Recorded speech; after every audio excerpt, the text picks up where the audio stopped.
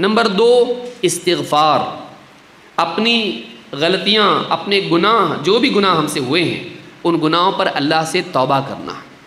ہر انسان سے غلطی ہوتی ہے، غلطی کی بھرپائی ہے کہ اللہ سے معافی مانگے اور اپنی غلطی کی اصلاح کرے۔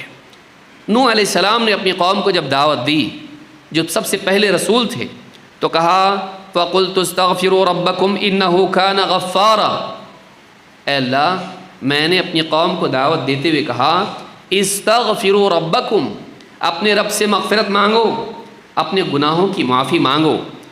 انہ کان غفارا، وہ بڑا مغفرت کرنے والا ہے، وہ بڑا مغفرت کرنے والا ہے۔ یرسل السماء علیکم مدرارا، یہ اس کے رزلٹ کے طور پر بتایا جا رہا ہے۔ اپنے رب سے استغفار کرو، بڑا مغفرت کرنے والا ہے۔ یرسل السماء علیکم مدرارا، جب تم استغفار کرو گے، اللہ سے معافی طلب کرو گے، وہ تمہارے لیے آسمان سے بارش برسائے گا۔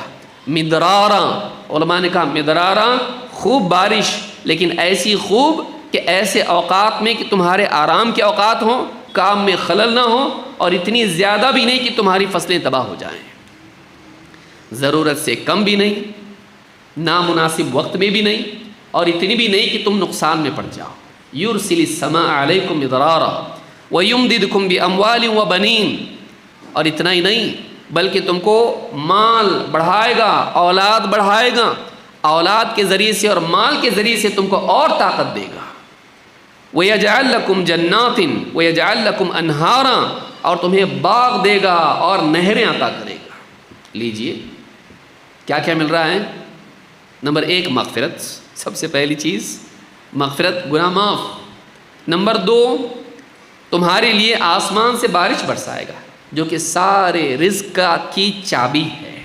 وَفِي السَّمَاءِ رِزْقُكُمْ، آسمان میں تمہارا رزق ہے۔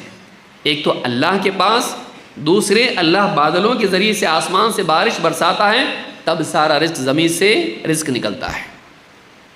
تو تمہارے لیے زمین سے اللہ تعالیٰ رزق نکالے گا، اور تمہیں مال اور اولاد کے ذریعے قوت دے گا، اور اسی طرح سے تم کو باغات عطا کرے گا، نہریں عطا کرے گا، کھانے کے لیے کھانا، پینے کے لیے پانی۔ کس پر؟ استغفار پر۔ گناہوں کے معاف میں انسان اللہ سے مغفرت طلب کرے، اللہ مجھے معاف کر دے، میرے گناہوں کی مغفرت کر دے۔ امام القرطبی رحمۃ اللہ علیہ فرماتے ہیں کہ استغفار کے ذریعے سے رزق اور بارش نازل ہوتی ہے۔